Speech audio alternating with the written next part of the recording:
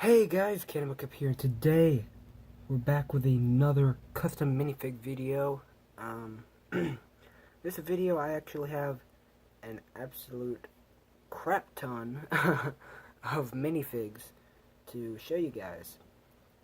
Some of them aren't in a particular group, and I'm gonna go over those ones first. The ones that don't have a grouping. But then later I will go over the ones that are grouped afterwards. So let's get started. So this guy, I don't know if you could count him as a minifig, but he's basically a bunch of pieces that I just stuck together, and he came out okay. He looks a little weird, but that was the point, is for him to look weird.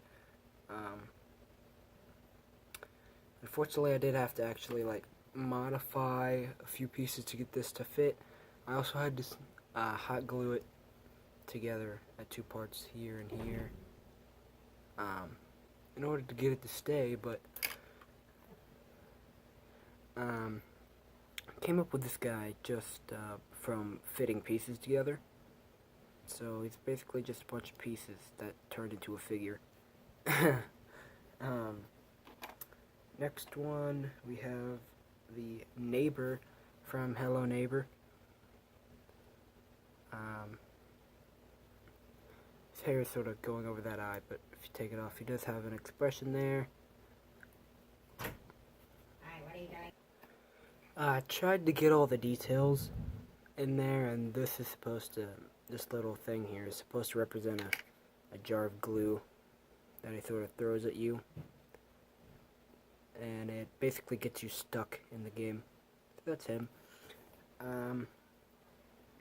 Next figure is sort of just a random figure. There's not much customized on this one. It's just basically the head and the axe.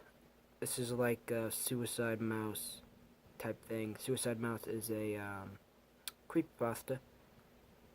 I just did it because I thought it was creepy and kind of cool. Then the last of the figures in the category that does not really have a category on its own is Pennywise the Clown. Oops, I dropped him. From Stephen King's It. This is the original version. It's not the reboot, but I might make a figure for that later. He's holding a balloon. This one I tried to get a lot of the detail in there. It was kind of difficult. If you saw some of the before images that I post on my Instagram account, which has the same name as this channel, Candy McKip. So if you want to go follow me on Instagram, shameless plug. Ugh.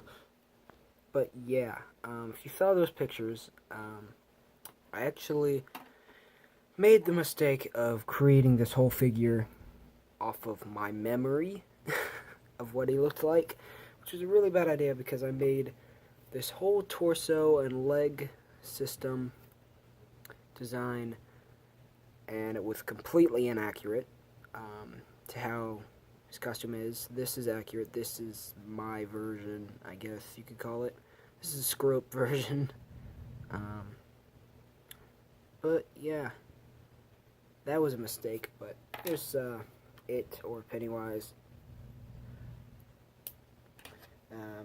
Now we can start getting into the figures that actually have categories. So the first category I'm going to go over is SCP Containment Breach, because it has the least figures, least amount of figures. There's only two. First one is SCP-173, or as Mark Plyer calls him, Billy.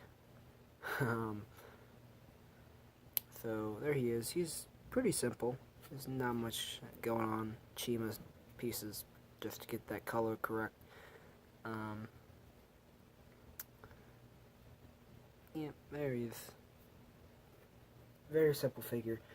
And the next one, and the last one is, I believe it's SCP-049, which is the Plague Doctor. So, here he is. The mask is actually made out of tape, and you can pull the hood off. Yeah, I guess you can't, because it takes a lot of force. It comes off with the head, but you see, it's just tape on the head, sculpted around into the shape of the mask. There's that. Another simple figure. That's all for that group, SCP Containment Breach. Next group is Dragon Ball Z, because I always make Dragon Ball Z figures pretty much like every time I do these videos. So the one I like the most out of all these is this one, which is Master Roshi. Oh, I dropped him. I tried to go all out with this figure, and I really like how it turned out. And he's got his little staff there, but if you take off the beard, he actually has the design underneath. So I thought that was really cool. Let's put him back together here. Give him his staff or stick, cane, whatever it's supposed to be. I don't even know. Next figure is first appearance of Vegeta when he has his Saiyan armor. It doesn't have any hair, unfortunately, because that hair is actually on my Dragon Ball Super Vegeta. But that would just go on. It works. I'm actually going to go get that hair real quick. Okay, so now we can put that on him. There you go. Completes that look. I also made a variant, I guess you could call it, of this figure, which is the original Toei animation version of it, where he actually had the wrong colors before they corrected it. Oops. They are together. I don't have hair for this one at all because his hair is red, but you could put this on there. Doesn't really work because it's supposed to be red hair, but there's those. Those are all the figures in Dragon Ball Z. And last but not least, we have more Undertale figures. You might remember a while ago I made a Sans and Papyrus from Undertale, and I decided to revisit it. I did also make a Frisk. I don't know if I ever showed that one off in a video, just because it was kind of bad. But I redid her, or him, whatever it is. This little flower is supposed to represent Flowey. It's extremely simple design. It's just a bunch of lines. This hairpiece was actually customized to make her hair, his hair, whatever it is. But that's Frisk. Then we also have Undine with her sort of spear. There she is. This was also modified just to give it the right look. Take the spear out of her hand. I didn't have blue hands in this color, so I had to use gray, but